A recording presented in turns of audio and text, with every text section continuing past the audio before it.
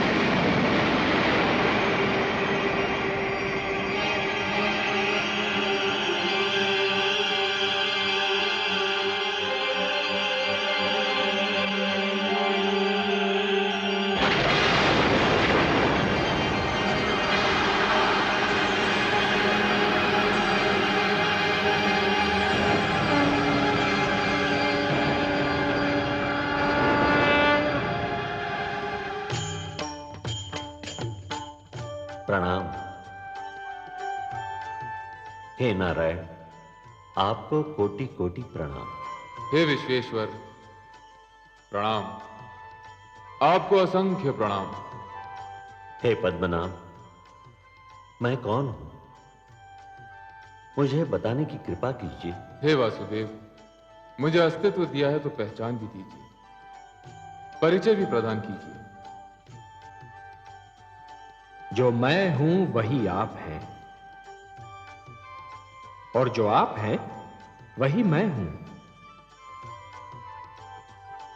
मैं विष्णु हूं, आप ब्रह्मा हैं, और आप महेश हैं। हम तीनों ही एक ही अस्तित्व के तीन रूप हैं, त्रिमूर्ति हैं। परंतु हे देव, मेरे होने का उद्देश्य क्या है, मेरा लक्ष्य क्या है? हे ब्रह्मा, सृष्टि की रचना होनी है, संसार का निर्माण होना है, जीवन का जन्म होना है, और ये सारे कार्य आप ही को तो करने हैं। आप विधाता हैं, सृष्टि में जन्म लेने वाले जीवन के जन्मदाता हैं। और हे परमेश्वर, मेरी रचना क्यों हुई है? हे महेश, हे शिव शंकर, निर्माण और विनाश, जन्म और मृत्यु एक क्रम है, एक चक्र है। जो बना है उसे समाप्त भी होना है, जिसने जन्म लिया है उसे मृत्यु भी आनी है। यह क्रम चलता रहेगा, यही प्रकृति का नियम है। आरंभ ब्रह्मा है, और हे महेश, आप अंत हैं, और आप दोनों के बीच मैं स्वयं विष्णु पालन करता हूं।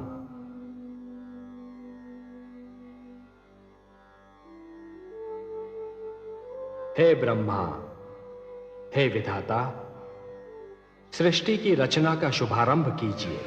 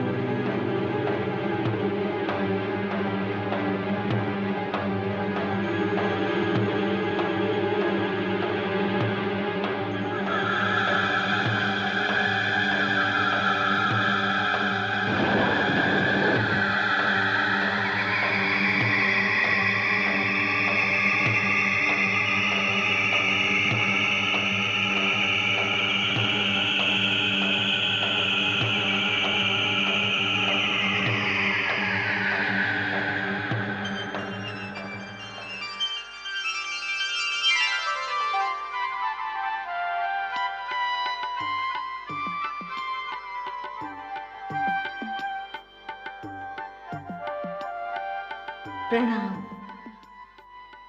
परमेश्वर, प्रणाम। हे नारायण, आपको कोटि कोटि प्रणाम। हे नाथ, हे सर्वशक्तिमान, आप तो अपने आप में ही संपूर्ण थे, फिर मेरी रचना करने की क्या आवश्यकता थी? हे महादेवी, जैसे एक पुष्प सुगंध के बिना, वृक्ष फल के बिना और दर्पण छाया के बिना अधूरा होता है, उसी प्रकार एक पुरुष नारी के बिना अधूरा है। और ये तो केवल हम ही जानते हैं ना महादेवी, कि संसार को ममता और स्नेह और एक पुरुष को प्रेरणा, संघर्ष की शक्ति और जीवन भर का साथ केवल एक नारी ही दे सकती है। इसीलिए हमने आपकी रचना की है, और हम आपको एक सुंदर सा नाम भी देने जा रहे हैं, लक्ष्मी। संसार हमारे नाम से पहले आपका नाम लेगा, हमें लक्ष्मी नारायण के नाम से पुकारेगा। लक्ष्मी नारायण।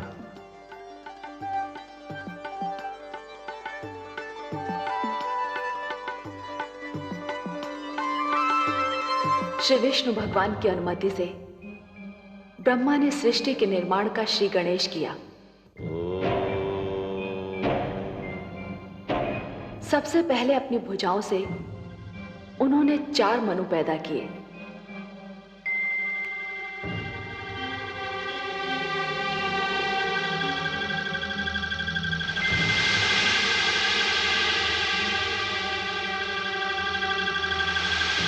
और उनसे मानव जाति की उत्पत्ति का भार उठाने को कहा।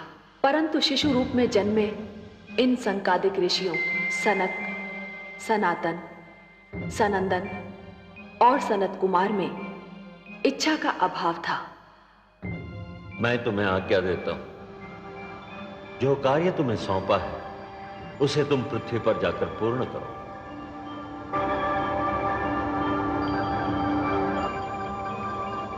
तो मैं तुम्हें शाप देता हूं, जाओ, निकल जाओ यहां से।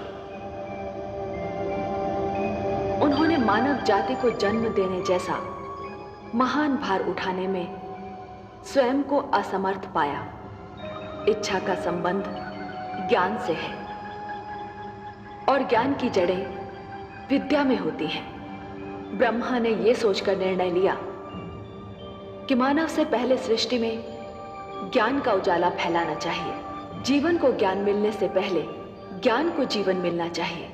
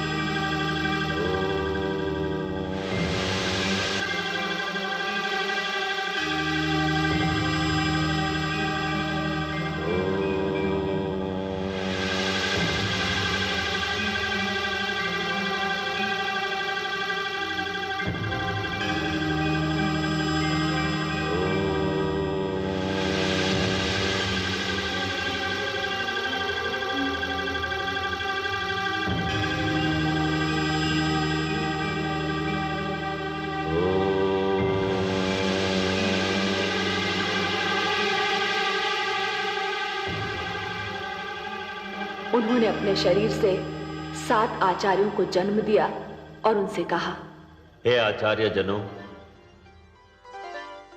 हे वशिष्ठ, हे क्रतु, हे पुलह, हे पुलस्त्य, हे अंगिरा, हे अत्रि, हे मरीचि। सृष्टि में मानव जीवन का आगमन होने वाला है। मानव को शिक्षा देना, उसके जीवन को दिशा देना आपके जन्म का कारण भी है और उद्देश्य भी। उसके मार्ग में ज्ञान का प्रकाश फैलाएंगे आप। उसे परिवार और गुरुकुल परंपरा के ढंग सिखाएंगे। सप्तऋषि के नाम से जाने जाने वाले ये 7 आचार्य आज भी नक्षत्र मंडल में 7 सितारों के झुरमुट का रूप लेकर जीवन का मार्गदर्शन करते दिखाई देते हैं। फिर आया वो क्षण जिसकी सृष्टि सांस थामे राह देख रही थी। रचना क्रिया का सबसे महान क्षण, मानव जीवन के आगमन का सुनहरा पल।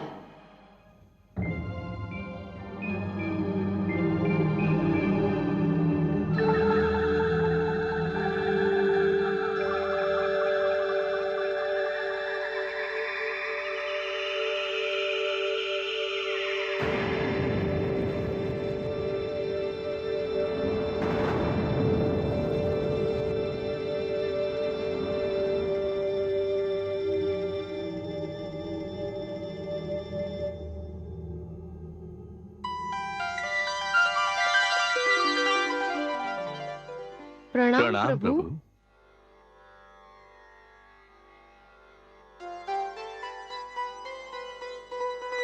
हे मनु, हे शतरूपा, आप दोनों मिलकर सृष्टि में मानव जीवन के प्रारंभ की घोषणा है। जीवन रचना की शक्ति अब मैं आप दोनों को प्रदान करता हूं। मनु, आप पुरुष हैं, शतरूपा आप स्त्री। आप दोनों मिलकर मानव जाति का आधार बनेंगे, परिवार बनाएंगे, समाज बनाएंगे। आप दोनों शरीर तो दो हैं, पर प्राण एक होंगे, एक दूसरे का साथ देंगे, एक दूसरे के सुख दुख बांटेंगे। जो आज्ञा प्रभु। आप दोनों के कई रूप होंगे। मनु, आप पति, पिता, पुत्र के रूप धारण करते रहेंगे, और शतरूपा आप पत्नी, माता और पुत्री के रूप में ढलती रहेंगी। आपको मैं स्नेह, ममता, दया और करुणा की भावनाएं देता हूं। मनु, आपको संरक्षण, पालन पोषण और परिश्रम की शक्तियां प्रदान करता हूं। आप हर पग पर, हर स्थिति में और हर स्थान पर शतरूपा की रक्षा करेंगे, उसके सुख का ध्यान रखेंगे। आज के उपरांत सृष्टि में जीवन स्वयंभू नहीं होगा। अब जीवन जन्म लेगा और जन्म देगा। हे पिता, आपके आदेश का पालन होगा।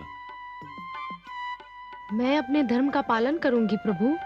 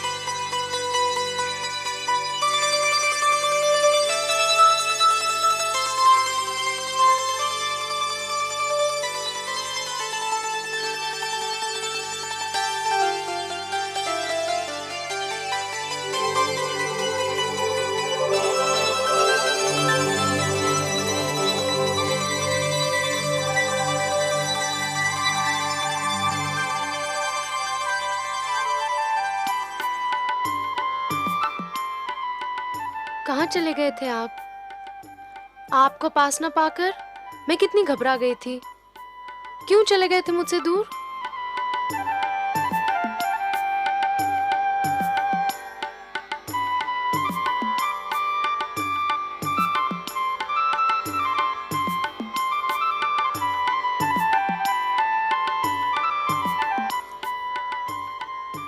ऐसे क्या देख रहे हैं आप? देख नहीं रहा हूं देवी, सोच रहा हूं। क्या सोच रहे हैं? यही कि आपके प्रश्न का उत्तर दूं या ऐसे ही आपको निहारता रहूं, या आपकी मधुर वाणी सुनता रहूं।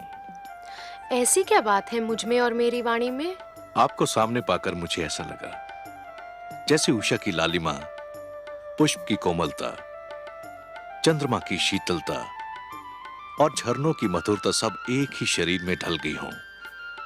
देवी, मैंने भोर भय पंछियों की चहकार सुनी, मैंने सूर्य की पहली किरण छूने पर कलियों की चटकार सुनी, मैंने सरोवर पर वर्षा की पहली बूंद की झनकार सुनी, परंतु उनमें वो संगीत और स्वर लहरी नहीं मिली जो आपकी वाणी में सुनाई दी। विश्वास नहीं होता कि ये सब क्यों हो रहा है, कैसे हो रहा है। कहीं ये कोई सपना तो नहीं, या स्वयं आप भी कोई सपना तो नहीं? तो मुझे छूकर देखिए, सपने को तो हाथों से छुआ भी नहीं जा सकता।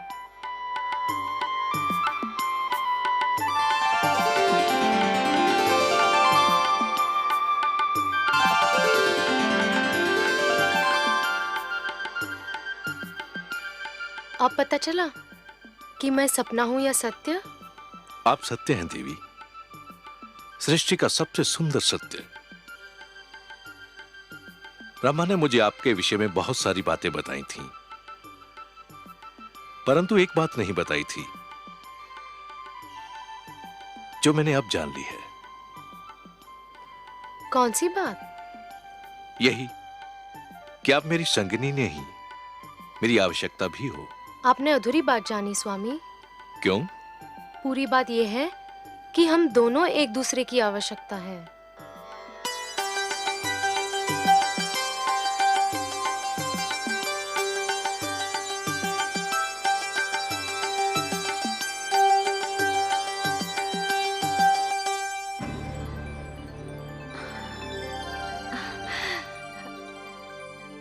धन्य है आप प्रभु, आज आपकी लीला का एक अनोखा रंग देखा है मैंने। कितना सुंदर है ये संसार, कितनी अनुपम है ये रचना, ये प्रेम, ये भावना, ये स्नेह। मनु और शत्रुपा की भावनाओं में जो फूल सी सुगंध, मधु सी मिठास और कलियों की कोमलता का अनुभव किया, वैसी भावनाओं से तो हम देवलोक वाले भी वंचित हैं प्रभु। आपको अच्छा लगा महादेवी? बहुत ही अच्छा लगा सर्वेश्वर, बहुत सुंदर, बहुत मधुर। ये भावनाएं और इनको प्रदर्शित करने की शक्ति केवल मानव जाति को मिली है। यदि मानव ने इन भावनाओं की रक्षा की तो ये भावनाएं उसे जीवन की प्रेरणा देंगी, उन्नति की शक्ति देंगी, उसे शांति का मार्ग दिखाएंगी। ये प्रेम, ये स्नेह और एक दूसरे का आदर करने की यह भावना ही मानव जाति को संस्कृति देगी, सभ्यता देगी, उसे उत्थान का मार्ग दिखाएगी। और यदि मानव ने इन भावनाओं को त्याग दिया तो वो पशु और पिशाच के स्तर से भी नीचे जा गिरेगा। मेरी तो प्रार्थना है कि ऐसा दिन कभी ना आए प्रभु। ये सुंदर संसार यूं ही बसा रहे, प्रेम की ये शीतल धूप यूं ही बिखरी रहे, जीवन यूं ही मुस्कुराता रहे। मुझे तो इस धरती और इस जीवन से स्नेह हो गया है प्रभु। भगवान श्री विष्णु की मुस्कान बता रही थी कि माता लक्ष्मी ने अभी संसार का एक ही रूप देखा है, दूसरे रूप का ज्ञान तो केवल भगवान विष्णु को ही था। वो जानते थे कि क्या होगा और वही हुआ। परंतु मानव जन्म के साथ ही मानव के मन में जन्म लिया महत्वाकांक्षाओं ने, लालसाओं ने। मानव जाति बलवान और निर्बल, छोटे और बड़े, निर्धन और धनवान, राजा और रंक के वर्गों में बंटने लगी। शक्ति अभिमान में, बल अत्याचार में और प्रेम व्यभिचार में बदलने लगा। हिंसा भड़क उठी, युद्ध होने लगे। मेरे आंगन में रक्त की बाढ़ आ गई।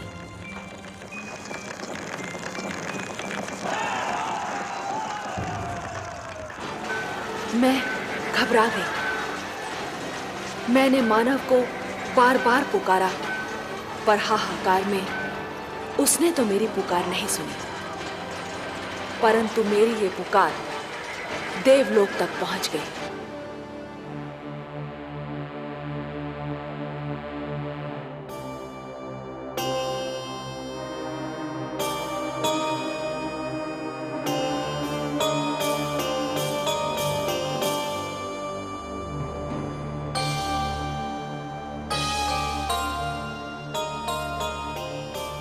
क्या बात है महादेवी?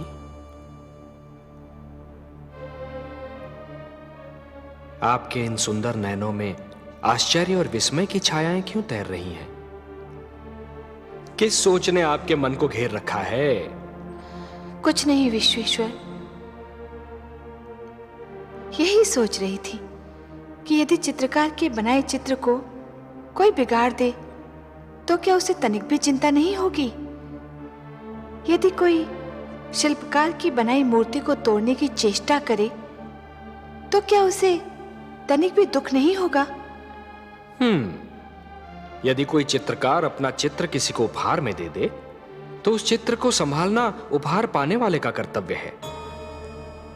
कोई शिल्पकार अपनी मूर्ति किसी को भेंट दे दे तो उस मूर्ति की देखभाल करना भेंट पाने वाले का कर्तव्य है।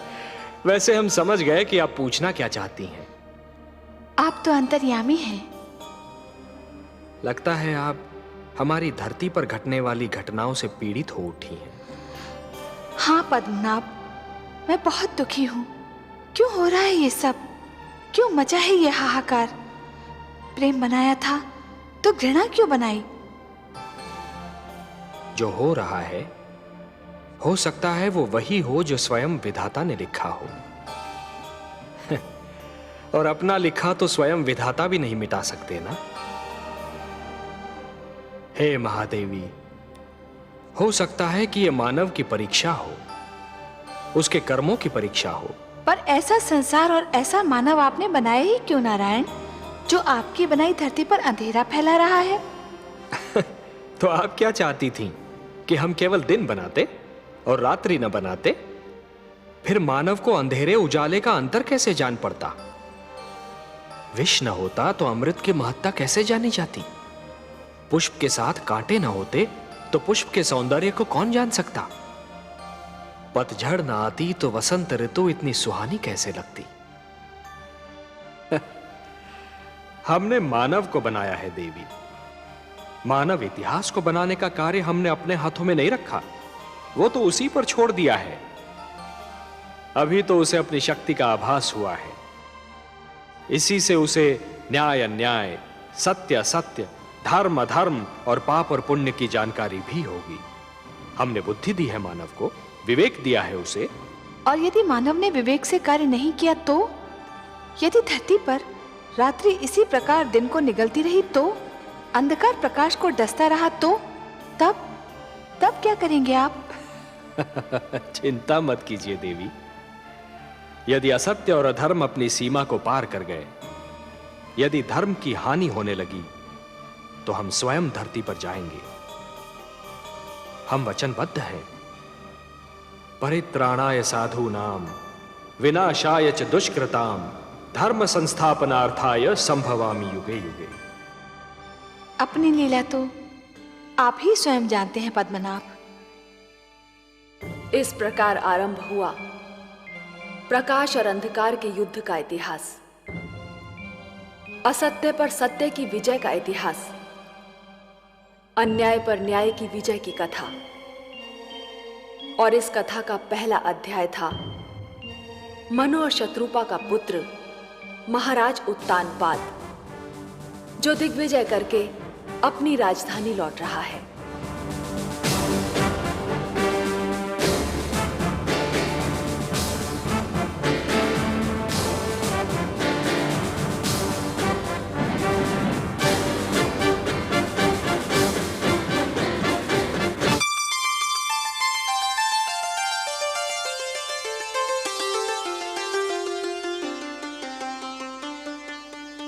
महारानी सुनीति की जय हो।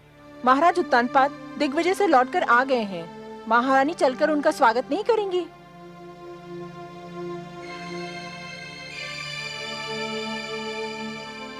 मैं वहां जाकर क्या करूंगी? उनका स्वागत करने के लिए तो पहली सी वहां कोई उपस्थित है। क्षमा करें महारानी, पर आप बड़ी रानी हैं, पट रानी हैं। महाराज के स्वागत का अधिकार तो आप ही को प्राप्त है। अपने स्वागत का अधिकार, देने न देने का अधिकार तो महाराज के हाथों में है,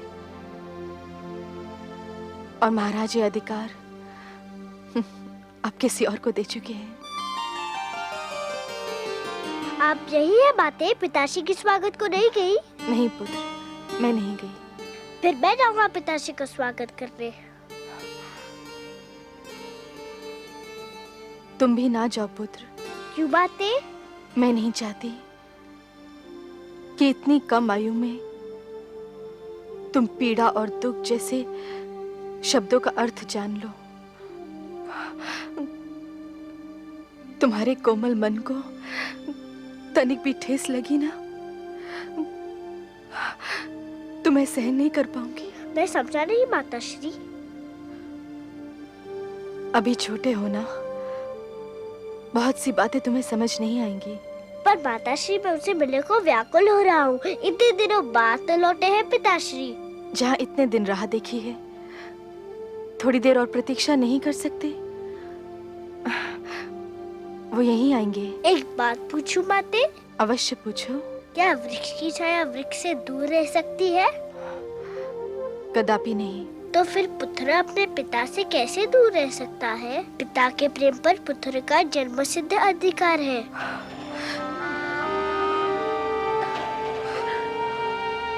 सारा झगड़ा ही तो अधिकारों का है पुत्र ध्रुव।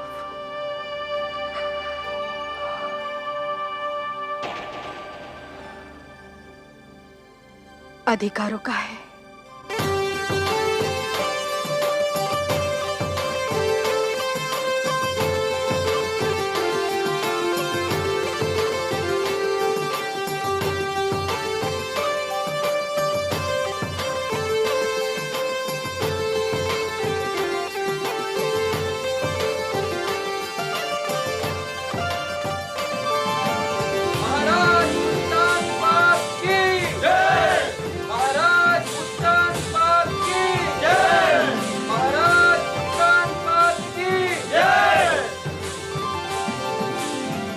महारानी,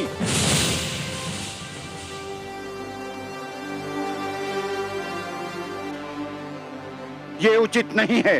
क्या उचित नहीं है? महाराज के स्वागत का प्रथम अधिकार बड़ी रानी को प्राप्त होता है। किंतु ये अधिकार महाराज ने बड़ी रानी से लेकर हमें दे दिया है।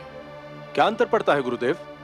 दोनों ही हमारी रानियां हैं और दोनों में से कोई भी हमारा स्वागत कर सकती है। राजा प्रजा का आदर्श होता है महाराज। राजा जो कार्य करता है, प्रजा उसी का अनुकरण करती है। राजा मार्गदर्शक होता है, समाज उसके पीछे चलता है। उचित अनुचित की परिभाषा भी राजा ही बनाता है। यथा राजा तथा प्रजा। आज जो कार्य हो रहा है, उससे समाज के बड़ों के आदर की परंपरा संकट में आ सकती है। और जब छोटे बड़ों का सम्मान करना छोड़ देंगे तो समाज में उथल पुथल मच जाएगी। और जब समाज में उथल पुथल हो तो राज्य की स्थिरता डगमगा जाती है। यदि महाराज परंपराओं को तोड़ना चाहते हैं तो आपको क्या आपत्ति है गुरुदेव? परंपराएं हमारे आदरणीय पूर्वजों ने बनाई हैं। उन्हें तोड़ने का किसी को अधिकार नहीं है। तो फिर महाराज का क्या निर्णय है?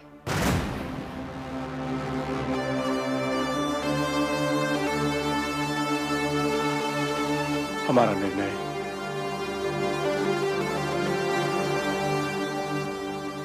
निर्णय यह है कि महारानी सरुचि ही हमारा स्वागत करेंगी। यदि आपका यह निर्णय है तो फिर किसी का भी उपदेश मुझे रोक नहीं सकता। पति का आदेश मानना ही पत्नी का धर्म है और ये धर्म मैं निभाकर ही रहूंगी।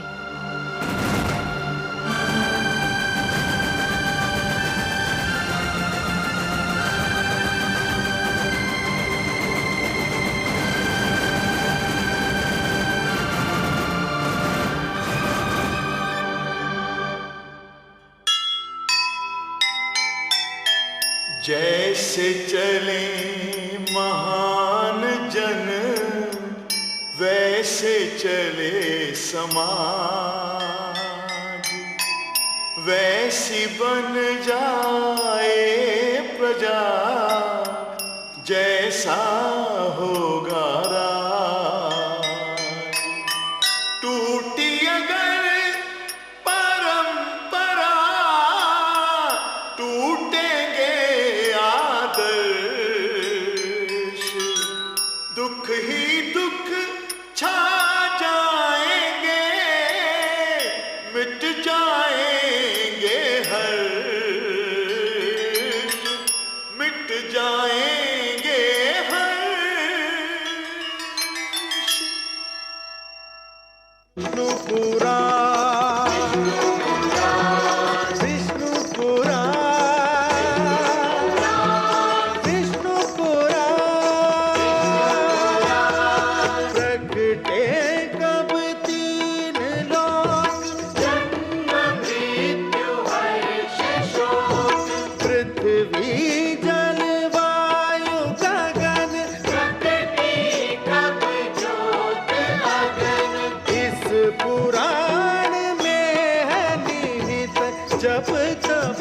और